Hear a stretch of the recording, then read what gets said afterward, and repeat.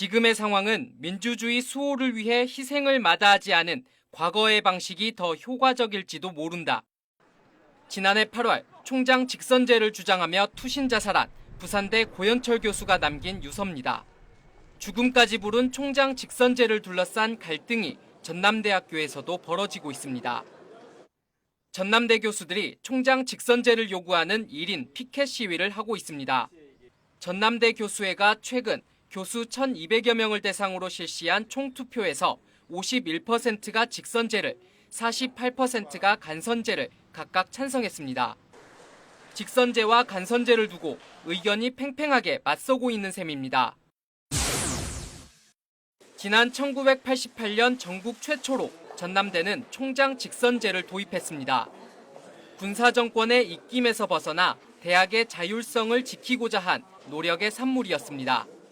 총장 직선제와 관련해 전남대가 갖는 특별한 의미와 상징성이 적지 않은 이유입니다. 시위에 나선 교수들은 직선제 대신 간선제가 되면 대학의 자율성과 전남대학교가 갖고 있는 상징성을 잃게 될 것이라고 우려하고 있습니다. 또한 간선제가 되면 정부가 입맛대로 임명한 총장을 통해 학과 통폐합이나 구조조정 등을 손쉽게 하려는 게 아닌가 의구심을 갖고 있습니다.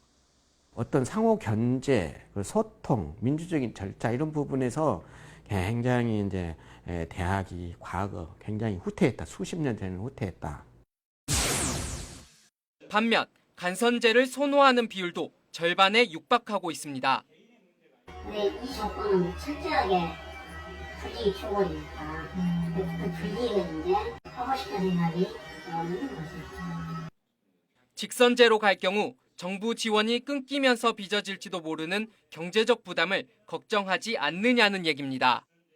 실제로 지난해 직선제를 택한 부산대는 정부의 재정 지원 사업에서 탈락했고 그 결과 22억여 원의 지원금을 받지 못했습니다.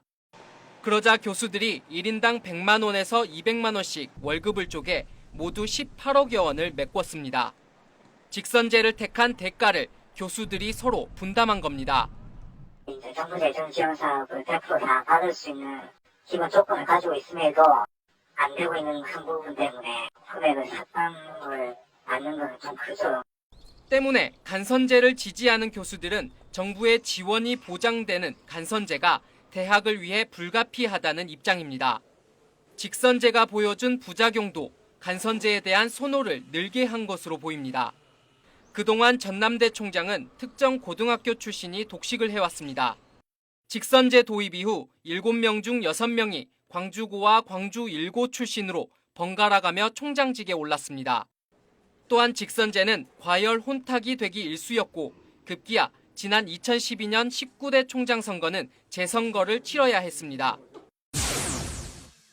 그렇다면 지난 19대 선거에서 직선제를 거친 지병문 현 총장은 어떤 입장일까? 지 총장은 교수 평의회가 총투표 결과를 토대로 직선제 도입을 요구했지만 이를 받아들이지 않았습니다.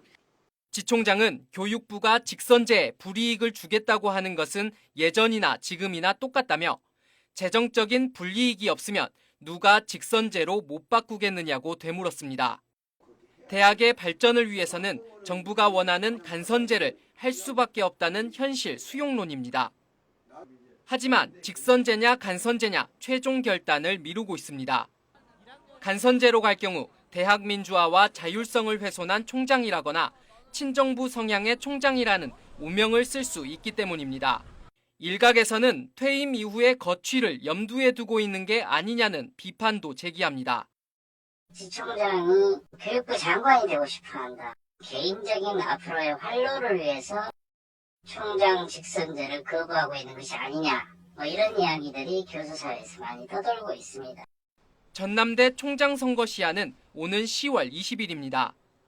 선거운동 기간 등을 감안하면 이번 달 말까지는 총장 선출 방식이 결정돼야 합니다.